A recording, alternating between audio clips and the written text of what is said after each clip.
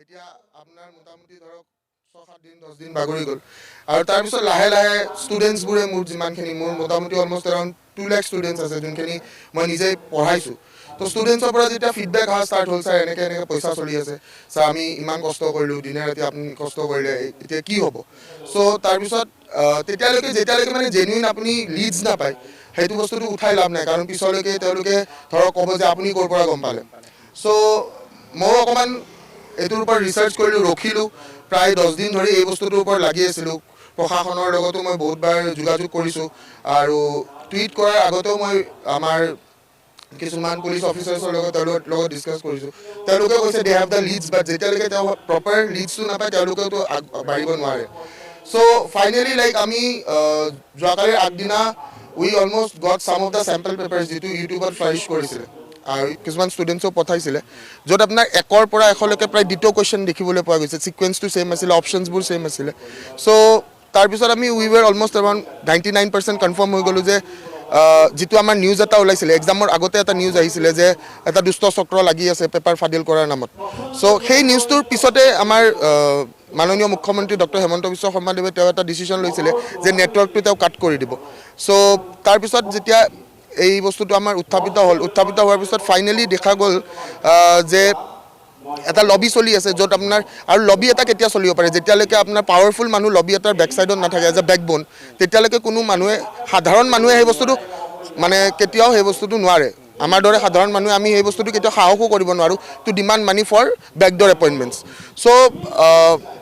আৰু আজি যিহেতু লাইক আমি সকলোৱে জানো আজি ডক্টৰ ভূপেন হাজৰিকাদেৱৰ জন্মতিথি তাতে মই এটা কথাই ক'বলৈ বিচাৰিম যে মানুহে মানুহৰ বাবে যদিহে অকণো নাভাবে আজিৰ ডেটত মানুহ হৈ আমি যদি মানুহৰ কথাই নাভাবোঁ তেনেহ'লে কিদৰে আমি আগবাঢ়ি যাব পাৰিম মই অকল ষ্টুডেণ্টছখিনিৰ কাৰণে মই লাগি আছোঁ ইয়াতে কোনো মোৰ নিজা স্বাৰ্থ নাই আৰু ষ্টুডেণ্টছখিনিয়ে বহুত ষ্টুডেণ্টছ এনেকুৱা আছে যোনে দিনটো আপোনাৰ কাম কৰি ৰাতিটো আপোনাৰ কাম কৰি তেওঁলোকে পঢ়ি এই পৰীক্ষাটো দিছে যাতে তেওঁলোকৰ ঘৰখন তেওঁলোকে ছাপৰ্ট কৰিব পাৰে বহুত ছিংগল মাদাৰ্ছ আছে যোনে সপোন এটা দেখি কিনে এটা ষ্ট্ৰাগল কৰি কিনে তেওঁলোকে কৰিছে প্ৰমাণ বুলিবলৈ ক'লে আমাৰ এতিয়া মেক্সিমাম আমাৰ ষ্টুডেণ্টছ কলছ আছে তাৰপিছত আমাৰ ষ্টুডেণ্টছ লিডছ আছিলে যিবোৰ নাম্বাৰৰ পৰা কল আহিছিলে আমি we have already provided the numbers to the police personnels তেওঁলোকে they have already follow' up কৰি আছে তেওঁলোকে আৰু মেক্সিমাম আমি নাম্বাৰ্ছে দিছোঁ কাৰণ নাম্বাৰ্ছবোৰৰ পৰাইতো কল মানে এক্সচেঞ্জ হৈছে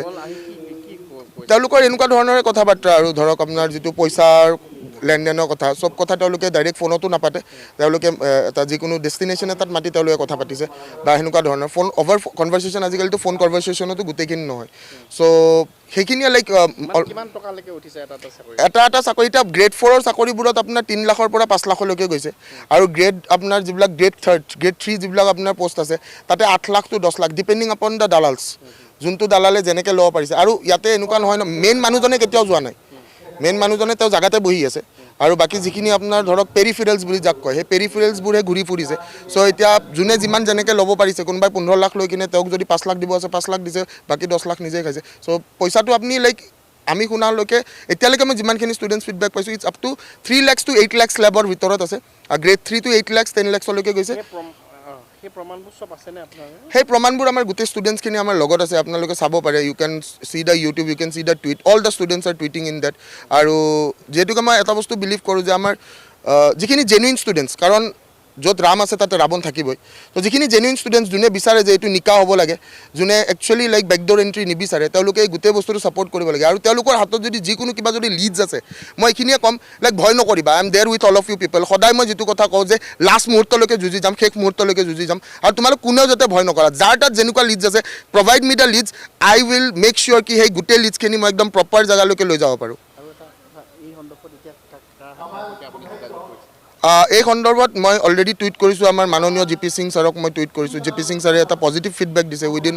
1 hour and G P Singh sir has always help not only the students but also' the people of Assam always এইটো বস্তু দেখা গৈছে আৰু লগতে মই আপোনাৰ 2-এজন আমাৰ প্ৰশাসনিক বিষয়াৰ লগতো ডিছকাছ কৰিছোঁ এই কথাটো আৰু তাৰ লগতে আমাৰ কেইটামান পুলিচ ষ্টেচনছ য'ৰ তেওঁলোক অ' চি হয় মই তেওঁলোকৰ লগতো ডিছকাছ কৰিছোঁ they already have the leads but they are just ৱেইটিং for the right time to hit the iron, that's it. তেওঁলোকে ইতিমধ্যে মানে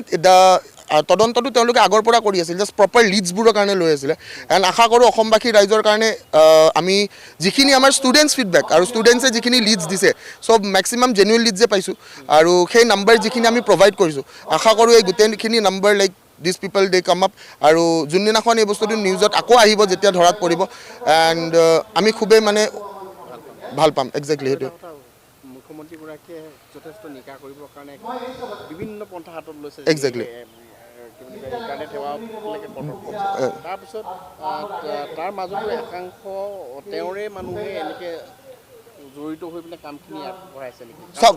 ইয়াতে এতিয়া এনেকুৱা এটা কথা আমি ধৰক ডক্টৰ হিমন্ত বিশ্ব শৰ্মাদেৱ তেওঁ এজন খুব ব্যস্ত মানুহ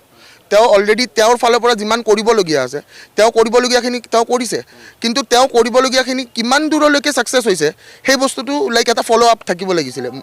সেই যিটো তেওঁ যিখিনি মানুহক দায়িত্ব দি দিছে সেইখিনিতো আমি সকলোৱে দেখিছোঁ and this is for the first time গোটেই অসমবাসী ৰাইজে সেই দিনাখন এটা মানে এজ এ ফেষ্টিভেল আমি চেলিব্ৰেট কৰিছোঁ and we are so' happy যে ইমান ধুনীয়াকৈ এটা প্ৰক্ৰিয়া প্ৰচেছ হৈছে য'ত অসমবাসীৰ যিটো এটা ফাৰ্ষ্ট টাইম এক্সামিনেশ্যন ADRE নিজে এটা ফাৰ্ষ্ট অফ ইটছ কাইণ্ড আছিলে আছাম ডাইৰেক্ট ৰিক্ৰুটমেণ্ট এক্সামিনেশ্যন নিজে এটা first of its kind examination আছিলে আৰু সেনেকুৱা এটা এক্সামত ইমান ধুনীয়া এটা নিকা প্ৰচেছ আমি সকলোৱে লাইক অল ষ্টুডেণ্টছ ৱেৰ আৰু ষ্টুডেণ্টছৰ লগতে শিকোৱা টিচাৰখিনিও আমি বহুত উৎফুল্লিত হৈছিলোঁ যে ইমান ভাল হৈছে ইমান ভাল ক্লিন প্ৰচেছ এটা হৈছে কিন্তু আপুনি চাওক যে বস্তাত এটা পচা আলুৱেও কিন্তু গোটেই বস্তাটো আপোনাক পচা কৰি পেলাব পাৰে গম পাইছে নাই আৰু আলুহে পচা হয় মানুহ কিন্তু পচা নহয় কিন্তু আজিৰ যুগত আমি ছ'চাইটিখন যেতিয়া চাবলৈ যাওঁ ছ'চাইটিখনত আমাৰ কিছুমান পচা আলুৰ কাৰণে এই গোটেই এটা ছিষ্টেম বদনাম হৈ যায় একজেক্টলি কাৰণ এতিয়া আজিৰ ডেটত আপুনি অকল এজন বা দুজন ব্যক্তি এতিয়া এইটোতো এটা লবি এণ্ড ইটছ এ বিগ লবি আৰু যিকোনো কামত আজিকালি দেখা গৈছে যে ডাঙৰ ডাঙৰ যিবিলাক মাৰ্ডাৰ কেছ হৈ আছে ডাঙৰ ডাঙৰ যিবিলাক ড্ৰাগছৰ কেছ হৈছে চ' এটা লবি এটা হৈ আছে আৰু লবিবোৰ কি যেতিয়ালৈকে তেওঁলোকৰ হাতত এটা বেকবন নাথাকে তেওঁলোকৰ হাতত এটা পাৱাৰ নাথাকে বা তেওঁলোকৰ হাতত টকা পইচা নাথাকে তেতিয়ালৈকে তেওঁলোকে সাহস কেতিয়াও কৰিব নোৱাৰে ডেটছ ইম্পচিবল 30 ছেপ্টেম্বৰত চিনেমা হললৈ চাব আহিব নমস্কাৰ